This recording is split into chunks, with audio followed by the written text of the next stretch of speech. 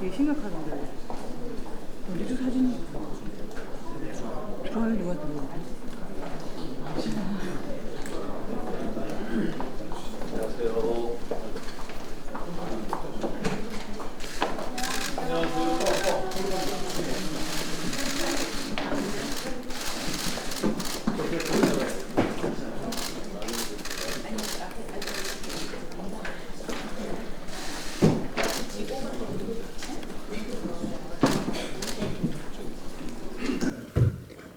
예, 바른미래당 제44차 원내대책회의를 개의하도록 하겠습니다.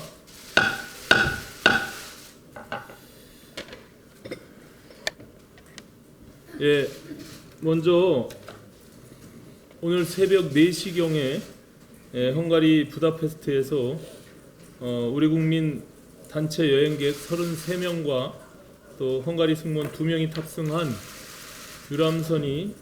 유람선이 크루즈선과 충돌하는 침몰 사고가 발생했습니다.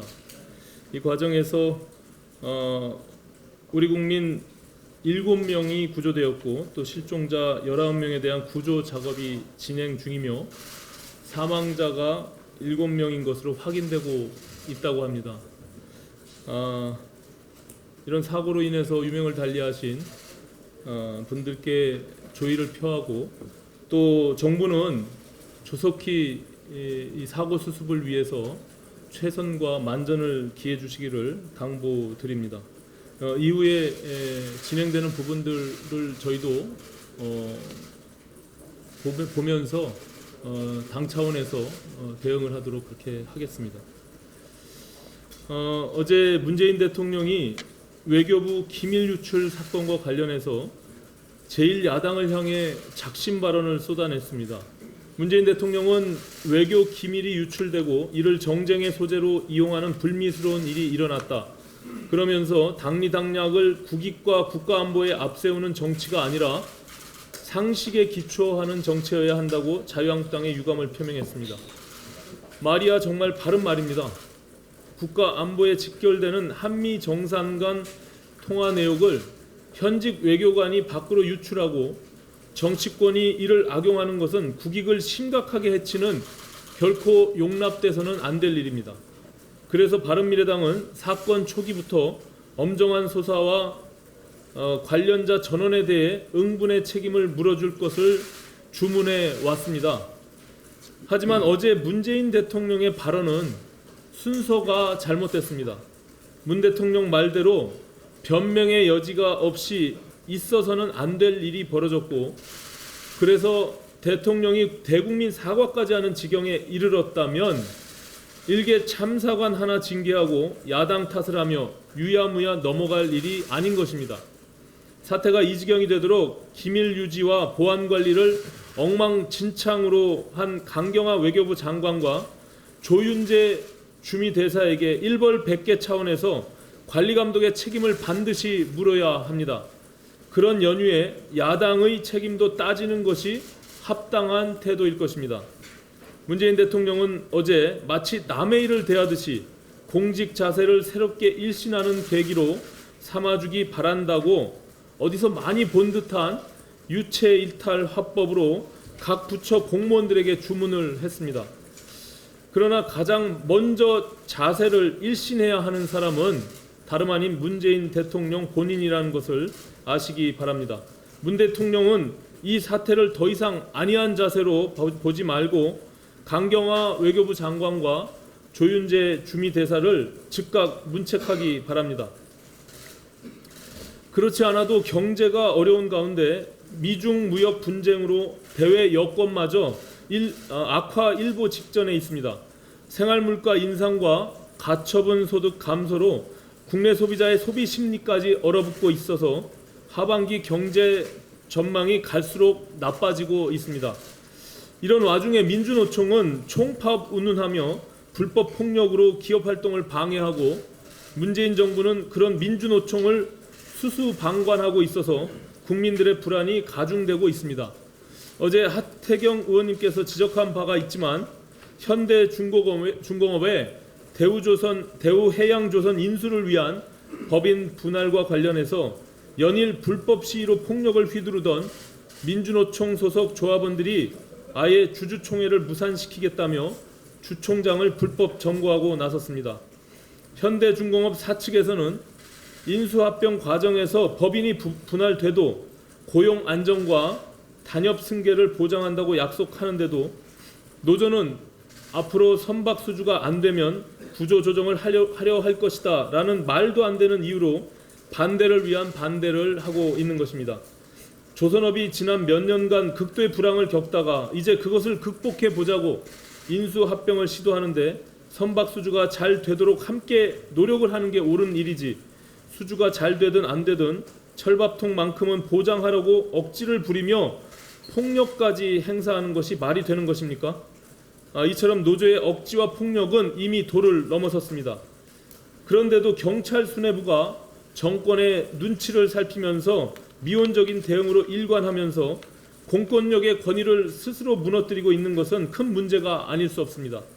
조합원들의 폭력에 일선 경찰들이 이가 부러지고 손목이 골절되는 피해가 속출하고 공권력이 유린당하고 있는데도 경찰 수뇌부는 무능하고 무기력한 자세로 수수방관하고 있습니다. 경찰 수뇌부가 지금처럼 계속 미온적인 태도로 일관하면서 결과적으로 노조 편을 들게 된다면 이번 사건은 향후 검경 수사권 조정에도 악영향을 미치게 된다는 점을 분명히 말씀드립니다. 경찰의 존재 이유를 묻지 않을 수 없습니다. 경찰이 중상을 입어도 나몰라라 하는 경찰 조직을 일반 시민들이 어떻게 믿고 수사권을 맡기겠습니까? 이번 사태는 애당초 관용의 여지가 없는 것입니다. 경찰은 불법 폭력으로 주총장을 점거하고 있는 민주노총 소속 조합원들을 즉각 해산시켜야 합니다. 또한 총파업 운운하면서 주총에서 반대표를 던지라고 국민연금을 압박하는 상급단체 금속노조의 배후조종 혐의도 철저히 수사하기 바랍니다. 끝으로 앞으로 바른미래당의 원내 전략에 대해 간단하게 말씀드리겠습니다.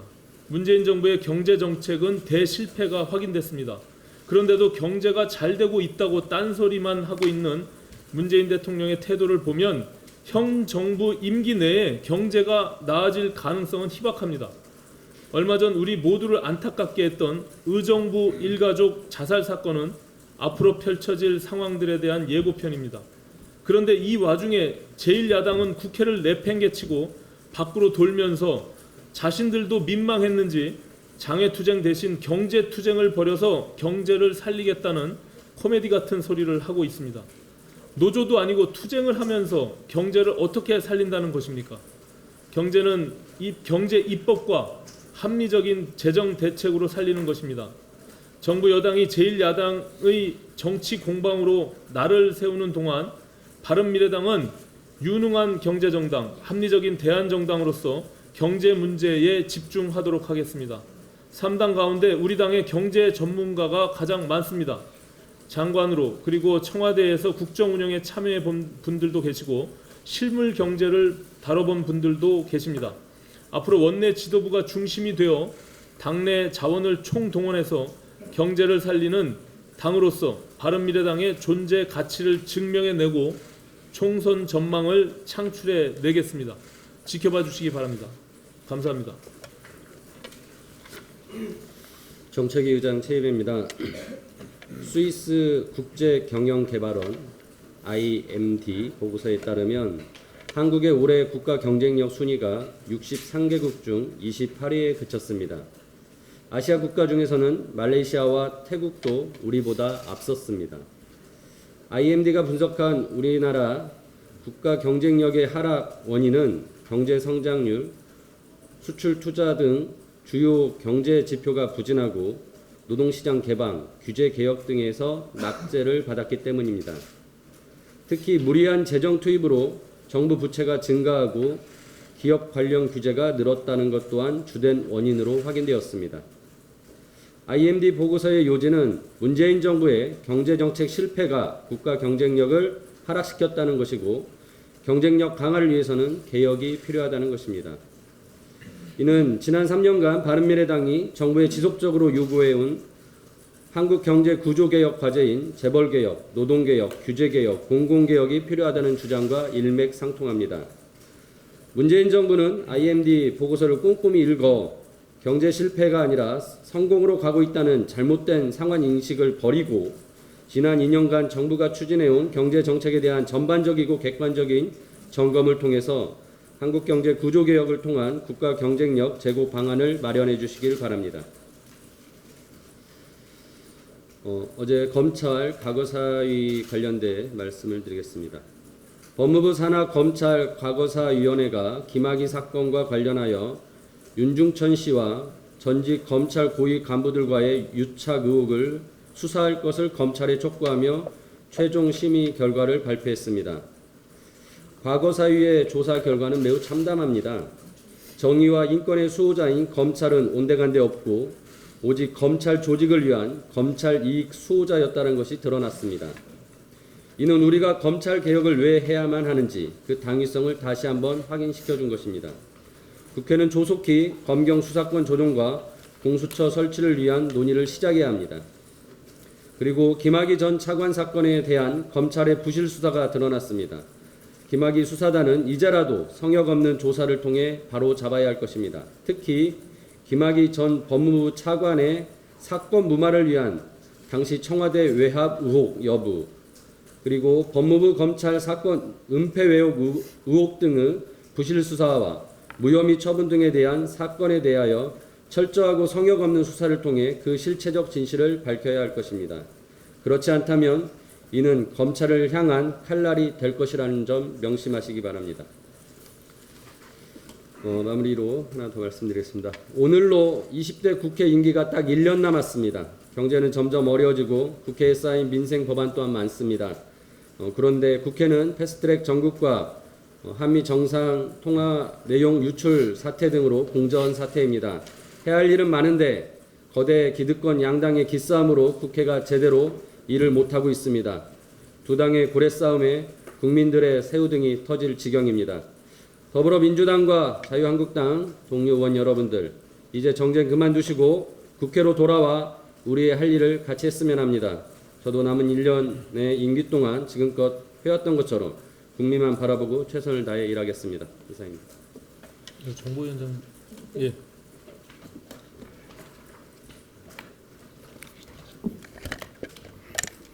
정보위가 열리지 않고 있는 부분에 대해서 억지 쓰는 분들이 있어서 몇 가지 사실을 분명하게 바로잡겠습니다. 첫 번째, 자한당에서 하시는 말씀이 민주당 원내대표가 합의하지 않기 때문에 열리지 않는 것이다. 그래서 민주당 탓이다. 이런 말씀을 하신다는데 이거는 분명히 잘못된 얘기입니다. 민주당 원내대표의 합의 필요 없습니다. 정보위 소집에는. 국회법 52조 2항에 분명히 나와 있습니다. 위원장이 필요하다고 인정한 때 열게 돼 있습니다. 그래서 위원장 직권으로 정보위 소집도 하고 그 다음에 국정원장도 부를 수 있습니다. 그래서 위원장 직권으로 부르려고 했던 것입니다. 민주당 원내대표가 반대하든 안 하든 위원장 직권으로 부를 수 있는 법적 권한이 있었기 때문에 부르겠다고 했던 거고, 그래서 국정원과 시간도 맞췄던 거고, 국정원은 당시에 수요일은 오전이든 오후든 언제든 자기들이 시간을 맞추겠다라고 해서 10시로 저희들이 개회 통보를 했던 겁니다. 하지만 중간에 자한당이 입장을 바꿔서 자기들이 반대한다, 정보위 소집을 열지 못하게 통보를 했기 때문에 이것이 무산이 됐던 겁니다. 그 부분을 분명히 짚겠습니다. 그 다음에 두 번째, 정보위는 열지 못하게 하면서 이건 정보위에서 다룰 사안이 아니라 당에서 다룰 사안이다, 이런 어이없는 억지 주장을 하고 있습니다. 첫째, 그 논거를 보면 국정원법 구조를 위반한 국정원장이기 때문에 이것은 정보위에서 다룰 사안이 아니다. 아마 이 말을 이해하는 사람 아무도 없을 겁니다. 국회는 소속 기관장이 해서 안 된 일을 했을 때 다루라고 있는 곳이 국회입니다. 지난번 국정원 댓글 사건 여러분 다 기억하실 겁니다. 당연히 국정원법 구조, 지금 자한당이 들이미는 그 구조를 어겼을 때 국정원 댓글 사건 정보위에서 다뤘습니다. 그리고 문체부 장관이 해서 안 될 일 블랙리스트 만들었을 때 본방위에서 다뤘습니다. 그래서 국회에서 하는 그런 모든 국정조사나 청문회나 그리고 심지어 정규적으로 열리는 국감 등등이 모두 소속 기관장이 해서 안 될 일을 했을 때 1차적으로 국회에서 다루는 겁니다. 그런 국회를 국회에서 국회의 본연의 업무를 하지 못하도록 방해하면서 당해서 하겠다? 이것은 억지 중의 억지입니다. 이 점을 분명히 짚어주십시오.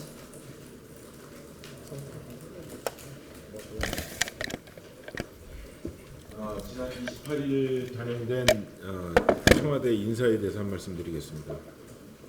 그동안 청와대가 보여준 인사 검증의 문제는 시스템의 문제라기보다는 코드 중심 그리고 자기 편에 대한 관용과 온종주의가 그 문제의 핵심이었는데, 이번 인사에서 법무법인 부산 출신 자기 편 김혜숙 법제처장을 인사수석에 임명한 것은 문제 해결의 의지를 떠나서 무엇이 문제인지도 인식하지 못하고 있음을 명백하게 보여주는 사안이라고 생각을 합니다. 더욱이 정부 정책과 법령에 대한 유권 해석을 가장 중립적으로 정부 내에서 내려야 하는 법제처장에 자신의 참모였던, 얼마 전까지 법무비서관을 지냈던 분을 임명을 했습니다.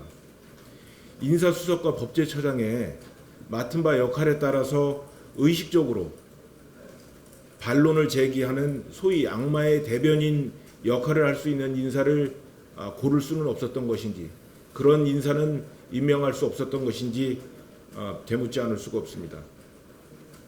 그런 건강한 리더십, 그런 수준 있는 국정 운영은 문재인 정부, 문재인 대통령에게 기대할 수 없는 것인지도 함께 묻고 싶습니다.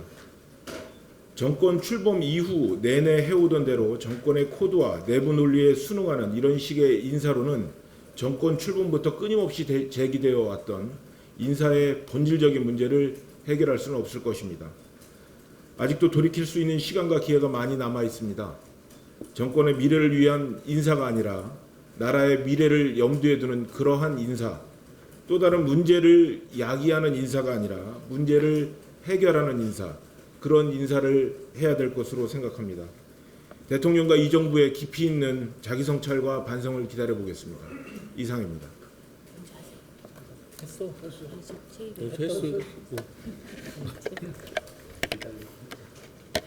네, 최저임금과 관련해서 한 말씀 드리겠습니다. 지난 28일에 일본 상공회의소가 최저임금 1000엔을 추진하는 일본 정부의 정책을 반대하는 공개 요망서를 후생노동성과 자민당에 제출을 했습니다. 최저임금을 3%를 초과해서 인상해서 1000엔을 웃돌게 된다면 중소기업의 직격탄을 날리고 사업의 생존을 위태롭게 한다는 것이 그 이유였습니다. 일본은 지역별로 최저임금이 다르고 2016년부터 3년 연속 최저임금 인상률이 3%에 머물렀다고 합니다. 2017년을 기준으로 보면은 일본의 1인당 GDP는 38,000달러 정도 되고 당시에 우리나라의 1인당 GDP는 29,000달러 정도입니다. 일본이 우리나라보다 약 1만 달러 정도 높은 수준입니다. 그런데도 일본은 최저임금 1000엔에 대한 사회적인 우려가 큰 상황입니다. 더욱이 일본에는 주유수당도 존재하지 않습니다. 반면에 지금 청와대와 정부 여당은 최저임금 속도를 조절하겠다면서 내년도 최저임금을 3-4% 올리겠다고 하고 있습니다. 마치 대단한 선심을 쓰는 것 같습니다. 그런데 문재인 정부가 내년도 최저임금을 3-4% 올리면 지난 2년간 29%나 올린 최저임금이 없던 일이 되는 것이 아닙니다. 저소득층의 일자리를 없애고 소상공인을 몰락시키고 대기업마저 위협하고 있는 최저임금 인상의 스노우볼은 이미 걷잡을 수 없이 커졌습니다. 2년 동안 최저임금 인상 29%를 기록했으면 내년도 최저임금은 적어도 동결을 해야 하는 것이 상식입니다. 문재인 정부는 당장 내년도 최저임금 동결을 선언해야 합니다. 소득주도 성장 정책의 실패를 가리기 위해서 요즘 요란하게 언론 플레이하고 있는 벤처 투자 등 어떠한 성장 정책도 최저임금 문제를 해결하지 않는 한 실패할 수밖에 없다는 것을 명심해야 합니다. 이상입니다. 네, 정부의 무능과 임금안 현상에 대해서 한 말씀 드리겠습니다. 외교관이 야당 의원과 내통해서 한미 정상의 통화 내용을 유출한 사건을 두고 야당은 물론 여당 내까지도 레임덕 현상으로 보는 시각이 적지 않은 것 같습니다. 문재인 대통령 임기가 절반도 넘기지 않았고 지지율이 40%를 웃돌고 있는데도 관료들의 기강회의가 임기 말 수준에 달하고 있다는 평가입니다. 김태우 청와대 민정수석실 전 수사관, 신재민 전 기획재정부 사무관 등의 폭로와 외교부의 연인 의전 외교 결례 등에 따른 이번 한미 간의 통화 내용 공개를 단순 사건으로 보기는 어렵다는 겁니다. 문재인 정부의 공직기강이나 인사 시스템을 지적하는 목소리도 적지 않습니다. 공직사회 내에서 인사나 공직기강 시스템의 불만이 매우 높다고 합니다. 지난 10일 관료들의 말을 들어서 꼭 정권 4년차 같다는 김수현 청와대 정책실장의 말이 관료들 현 주소를 정확하게 본 분석이라는 평가도 있습니다. 문재인 정부가 추진해온 적폐청산의 일환으로 지목된 블랙리스트, 화이트리스트 논쟁이 관료들의 운신의 폭을 크게 좁히면서 복지부동으로 이어간다는 얘기도 나옵니다. 적극적인 행정행위가 직권남용으로 해석될 여지에 민감하게 반응하며 이를 만들지 않는 게 낫다는 게 공직자들 사이에서 평평이 됐다는 말입니다. 뒤늦게 청와대 인사속을 교체했습니다마는 친문, 회전문 인사입니다. 환영할 만한 인사는 아니라는 평입니다. 또한 검찰 개혁에 대한 검찰의 집단적 반발 역시 허투루 보이기 어렵다고들 합니다. 최근 검찰 개혁과 관련해 검찰이 청와대뿐만 아니라 입법부에 대해서 공격하는 것을 두고도 여당은 기득권의 반발과 함께 행정분야에 좋을 실표를 보고 있습니다. 분명한 것은 대통령의 검경개혁 정책에 대한 검찰의 도전이라는 점입니다. 최근 총선 승리를 위해서 여당에서 대선 후보들이 앞다투어 수면 위로 올려놓고 있는 것은 대통령의 힘을 뺄 수도 있다는 얘기도 나옵니다. 여권 스스로 레임덕을 자처하고 있다는 것입니다. 공직기강의 추락, 검찰의 조직적 반발, 최악의 서민 생활 경제, 정치 권력의 누수 현상, 이 모든 것의 피해 당사자는 대통령과 정보여당뿐만 아니라 바로 국민들이기 때문입니다. 대통령과 정부 여당은 패권주의, 순월주의에 의한 총선 승리, 정권 재창출에만 매몰되어 있지 말고 국가를 통치할 것이 그렇게 국가를 통치할 것이 아니라 국민과 국가 백년 대계를 위한 화합의 정치, 야당을 국정 파트너로 인정하고 경청하는 정치를 펼칠 수 있도록 정부 여당 운영 시스템을 전면적으로 정비하여 심기일전을 촉구합니다. 엊그제 단행한 청와대 인사는 사실 굉장히 충격적입니다. 아시다시피 김영현 법무비서관이 비서관으로 갈 때도 굉장히 큰 논란이 있지 않았습니까?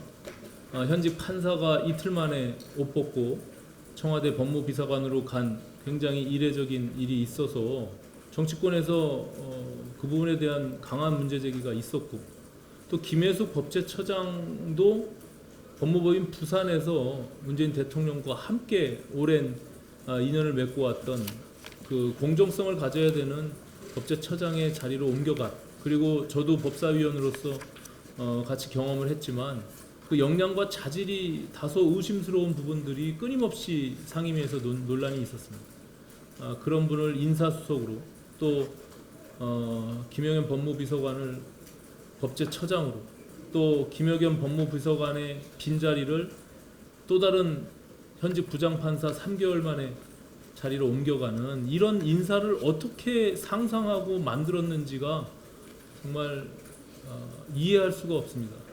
지금 우리 바른미래당은 문재인 정부 인사 참사와 관련해서 특히 공공기관 낙하산 인사, 캠코더 인사와 관련해서 백서를 발간했고 끊임없이 문제 제기를 했습니다. 현재 공공기관 낙하산 금지 법안도 제출돼 있는 상태입니다.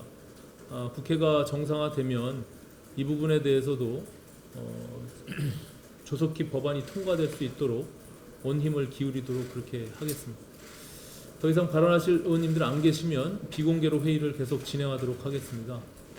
언론인 여러분 협조해 주시기 바랍니다.